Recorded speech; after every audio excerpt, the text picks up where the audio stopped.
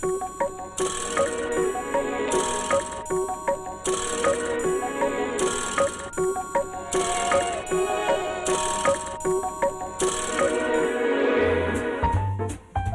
au long du mois de décembre, nous parcourrons l'Alsace à la recherche des traditions de Noël. Cette semaine, c'est en Alsace du Nord que nous avons retrouvé l'origine des boules de Noël. Soufflées dans les verreries du pays de Bitche, cette boule est le symbole d'un savoir-faire ancestral qui continue d'inspirer les plus grands designers. Arrêt sur image au centre d'art verrier de Meisenthal. Dans cette région d'Alsace, on ne fait pas les gâteaux de Noël comme ailleurs. Ici, on les appelle Springerle. La petite pierre leur a même dédié un musée. Nous pousserons les portes des artisans potiers de Betschdorf, chez qui vous pourrez réaliser vos décors de Noël. Côté gastronomie, on aime les bons produits, tout comme Martial et Benoît, qui nous donneront une idée recette pour les fêtes. Quant à Jean-Paul, cette semaine, il nous emmène au ciel avec la belle étoile de Noël. Du côté d'ici, à la recherche des traditions de Noël en Alsace du Nord, c'est tout de suite.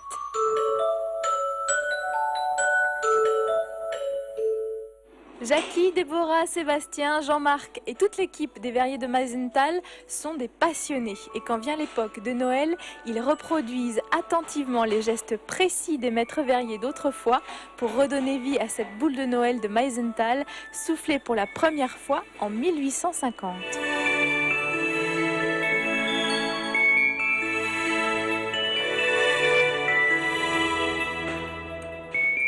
On part quand même d'une pâte qui a la consistance d'un miel, mais qu'il ne faut pas oublier qu'il y a une température de 1150 degrés. Et de partir d'une pâte et de réaliser une pièce, c'est quand même très fantastique. Et je pense que c'est ça qu'il faut transmettre. Alors, quelque part, on est peut-être des magiciens.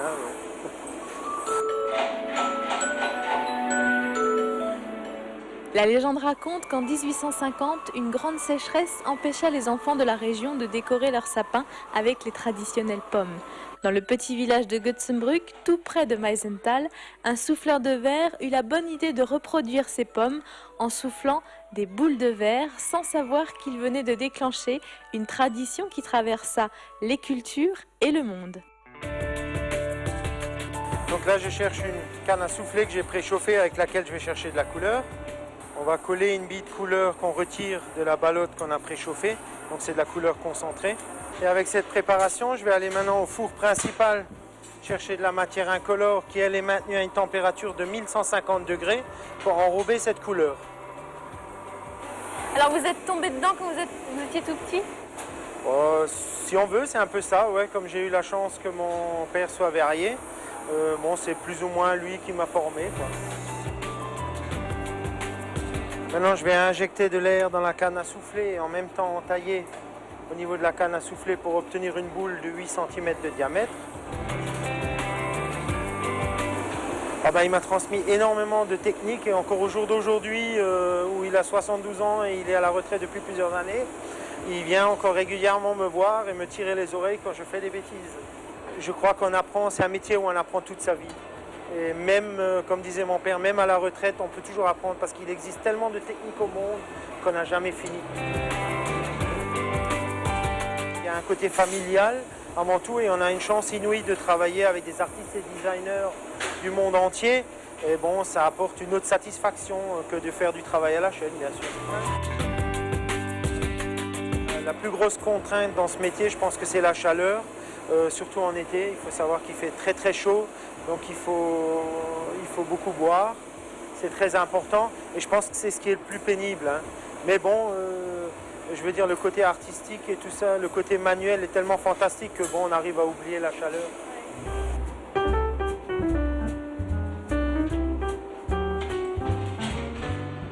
Bonjour Yann. Bonjour. Je vous présente le directeur de ce centre d'art verrier. Alors c'était important de préserver cet art ici, dans cette région de la Moselle ?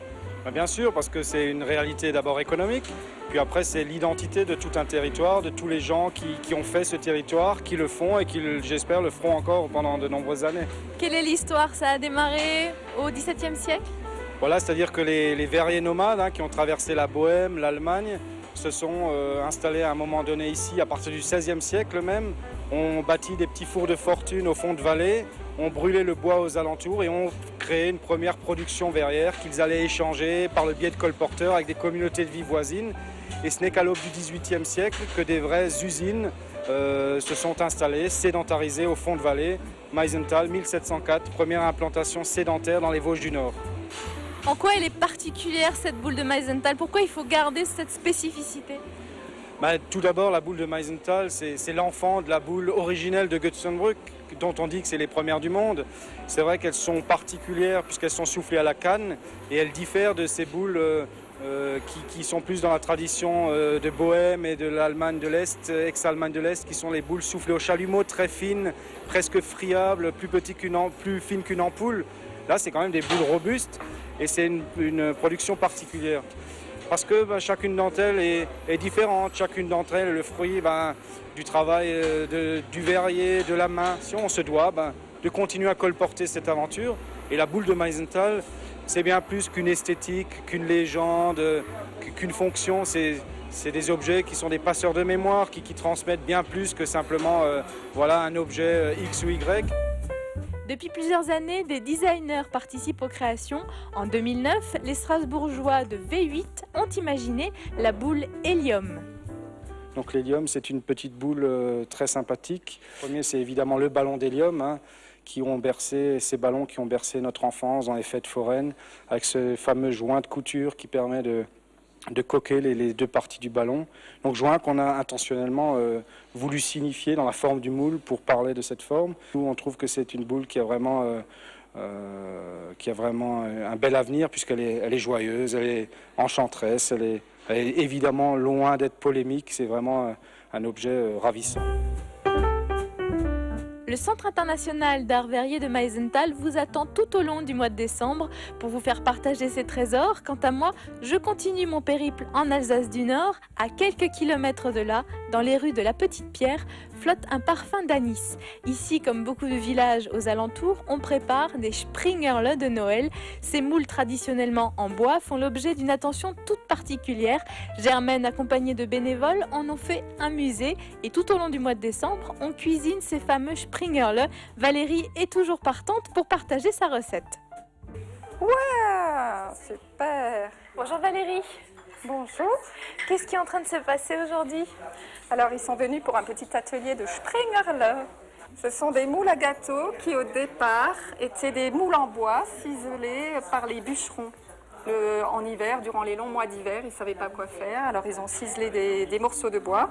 Ils ont ramené ça à leur épouse dans la vallée, qui ont trouvé ça fantastique et qui se sont dit on va en faire aux bourgeoises de Strasbourg, on va en commander pour le tout Strasbourg, etc. Valérie, est-ce que vous en faites à la maison? J'en fais à la maison, j'en fais aussi beaucoup pour la décoration du sapin, puisque c'est la décoration principale de l'arbre de Noël dans notre région. Et ça a du succès avec vos enfants, par exemple? Et mes enfants, à l'heure actuelle, je suis obligée de les cacher pour qu'ils ne les mangent pas avant Noël. La recette de Springerle n'est pas bien compliquée, c'est une pâte à base d'œufs. En général, on en met 4 œufs, donc pour 400 g de sucre. On rajoute à ça de la farine, 500 à 550 g de farine. Vous obtenez une pâte qui est un peu plus lisse que celle-ci. Et vous allez la déposer au frigidaire. Elle va y rester une nuit ou deux, vous pouvez l'oublier. Et ensuite, on va la travailler. Il faut bien le fariner, le moule. Donc le moule, l'essentiel, c'est effectivement de bien le fariner, de façon à ce que le motif puisse apparaître. J'espère qu'il va se décoller. Et voilà. Et ça laisse apparaître le beau petit dessin. Alors, est-ce que vous voulez goûter un petit Springerle? Ouais. Les ateliers Springerle à la Petite Pierre, c'est tous les dimanches du mois de décembre de 14h à 17h. Et si nous parlions étoiles de Noël, notre ami Jean-Paul nous livre ses secrets pour que ces fleurs s'ouvrent au moment des fêtes. Bonjour Jean-Paul. Bonjour Caroline. On va déjà parler de Noël? On va parler de roses de Noël. Mais oui, pourquoi pas, effectivement, pour avoir une rose de Noël qui fleurisse pendant les fêtes dans votre appartement. Alors j'ai amené plusieurs... Vous savez que la rose de Noël est une hellébore, ce qu'on appelle l'hellébore Niger, parce qu'elle a un feuillage au jardin qui devient très foncé, donc vert, tellement foncé qu'il est presque noir, d'où son nom, puisque sa fleur, la fleur de la rose de Noël, est toute blanche. hein, vraiment très très joli. Mais il y a beaucoup d'élébores, il y a d'ailleurs des collectionneurs d'élébores qui vont en chercher des variétés très rares. Un peu comme les orchidées en oui, fait. notamment en Belgique avec des couleurs oranges, des couleurs jaunes, des couleurs bleues, des couleurs noires. Là je parle vraiment de la fleur, j'ai vu des élébores à fleurs noires, mais ça coûtait une fortune. Parce qu'au jardin, elles fleurissent. Cette année, par exemple, elle avait fleuri tôt. J'avais déjà des fleurs juste après Noël. En janvier, j'avais mes premières fleurs d'élébores au jardin. Par contre, comme je vous ai dit, on peut la planter provisoirement, parce qu'après, il faudra la mettre au jardin, provisoirement en pot. Pour la faire, elle va profiter de la douceur de l'appartement et elle fleurira plus tôt. Et vous pouvez À avoir Noël. cette très belle fleur. Alors pourquoi elle s'appelle rose de Noël ? Parce que sa fleur ressemble à celle de l'églantine. C'est une fleur qui est très simple, qui est toute blanche. Et donc, églantine, Et comme elle Noël. fleurit... non, ça c'est plus rose. Donc c'est églantine rose, donc forme de fleur. Et pourquoi Noël? Parce que c'est une plante qui fleurit en plein hiver. Et donc vous l'arrosez dans un appartement où il fait 18 à 20 degrés, une fois par semaine, sans détremper le terreau. Vous maintenez, elle veut toujours un substrat qui est bien humide. Avec de la lumière, bientôt elle va développer. Je regardais s'il y en avait déjà des fleurs qui se formaient, pas encore, bien que là, si, il y en a une. Donc dès qu'elle aura une douceur, elle va développer ces fleurs qui sont un peu penchées, donc ces fleurs qui ressemblent à des Légères, églantines. toutes légères. Très jolies, c'est vraiment beau. Et c'est assorti quand même aux couleurs de Noël, hein, puisque le blanc reste quand même une couleur de fête. C'est toujours très classe. Ouais, J'aime bien exactement. comme vous êtes classe, Je Jean-Paul. trouve aussi.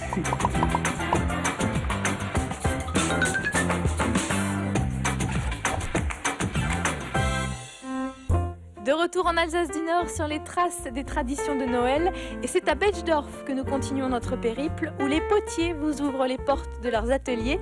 Nous avons rendez-vous avec Vincent Rémy pour décorer votre sapin vous-même.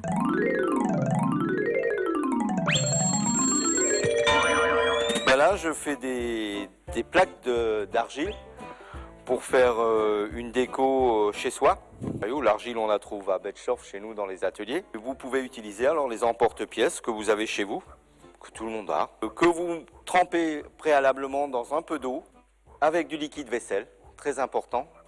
Vous faites un petit trou. Donc ça se sèche à l'air libre. Et vous pouvez les peindre avec une peinture gouache à l'eau. Et ensuite, vous pouvez, quand c'est sec, vous pouvez les vernir avec un vernis transparent en spray. Et comme ça vous fera une déco de Noël éphémère pour l'année 2009. Et vous pouvez marquer votre sapin de ces jolies décos. Le Noël autour des potiers à Soufflenheim et Betschdorf, c'est l'occasion de mettre la main à la terre avec des artisans comme Vincent. Vous repartirez avec vos productions et c'est une façon différente de visiter ces villages. Je vous conseille tout particulièrement le sentier des crèches à Betschdorf qui vous emmènera sur les traces des artistes du coin. Pour finir cette découverte en Alsace du Nord, je prends la direction de Kirchwiller où nous attend un cours de cuisine, de quoi nous donner des idées recettes pour les fêtes. Vraiment pas avoir de bol pour tomber. Voilà, on va prendre un petit récipient. Bonsoir. Alors on a rendez-vous avec Martial et Benoît, nos amis cuisiniers, ici à la fabrique d'art de Kirchwiller pour un cours de cuisine. On est tous là pour la même chose. J'ai droit à un tablier? Oui, alors, bonsoir tout le monde. Alors effectivement, bienvenue à tout le monde pour le cours de ce soir. On va passer sur un carré d'agneau rôti et on va faire une gondole de potimarron avec un quartier de potimarron. Et on va mettre du chou frisé, des navets et des oignons au centre. Voilà, tout simplement. L'agneau, ça pourrait être une idée recette pour Noël? Alors oui, ça peut être une idée recette pour Noël parce que le carré d'agneau, c'est quand même quelque chose de très noble et qui présente très bien et qui est quand même aimé par beaucoup de gens. Et quand même, cette petite viande rôtie sur cette belle gondole de potimarron, en même temps que ça soit joli et de saison, c'est quelque chose de très très bon. Il va nous falloir avant tout du potimarron. Pour faire notre gondole de potimarron, il va nous falloir du chou frisé, des navets, un oignon, du carré d'agneau, une tête d'ail et du thym ou de la sarriette ou les deux. Voilà. Après, dans le déroulement de la recette, on va cuire nos quartiers, nos gondoles de potimarron et nos navets à la vapeur. Alors, pour ça, il faut choisir vraiment des potimarrons pas trop grands. Ça ne sert à rien de prendre quelque chose de grand parce qu'on va vraiment les tailler en 4 quartiers pour vraiment faire l'effet d'une gondole au centre de l'assiette.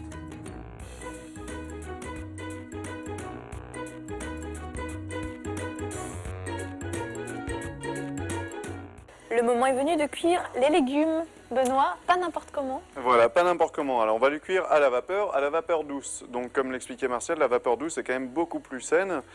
C'est aussi, d'ailleurs on utilise des paniers en bambou chinois qu'on achète dans les magasins chinois. C'est très courant là-bas et puis c'est un article que je recommande beaucoup aux gens parce que ça coûte vraiment pas très cher et c'est très pratique. Il suffit d'en acheter un d'une taille d'une casserole adéquate. Ce qui est surprenant, c'est le temps qu'on va les mettre. C'est très très rapide. C'est très rapide, ouais, c'est à peu près 10 minutes.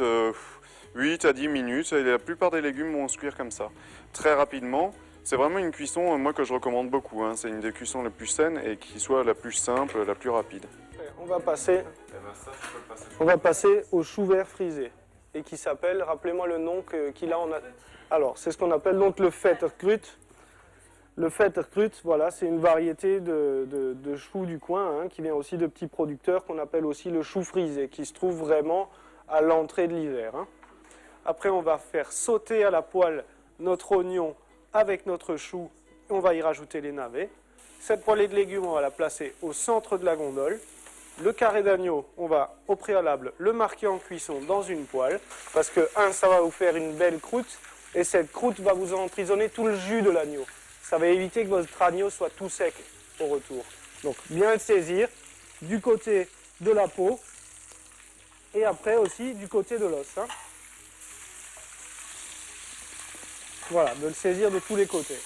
Et le four va le cuire à l'intérieur. Voilà, et le four va le cuire à l'intérieur, à 200 degrés, pour qu'il soit bien rosé, je dirais une petite vingtaine de minutes, ou 42-45 degrés à cœur.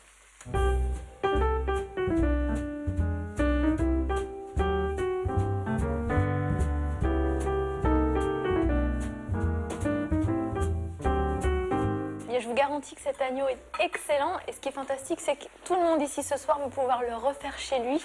C'est ça la magie des cours de cuisine. Alors on prend rendez-vous, il y en a plein d'autres pour le mois de décembre? Alors il y en a plein d'autres pour le mois de décembre et tout au long de l'année.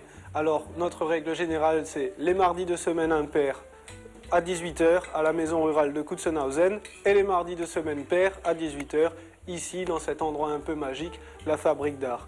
Et je voudrais également dire que à partir de samedi 28 novembre jusqu'au 27 décembre, il y aura du mardi au dimanche un marché de Noël ici à la Fabrique d'Art. Donc une rencontre entre artistes, artisans, gens des métiers de la bouche. Et donc avec Benoît, on sera là pour assurer un peu le plat du jour à midi, les tartines, la soupe, le vin chaud l'après-midi.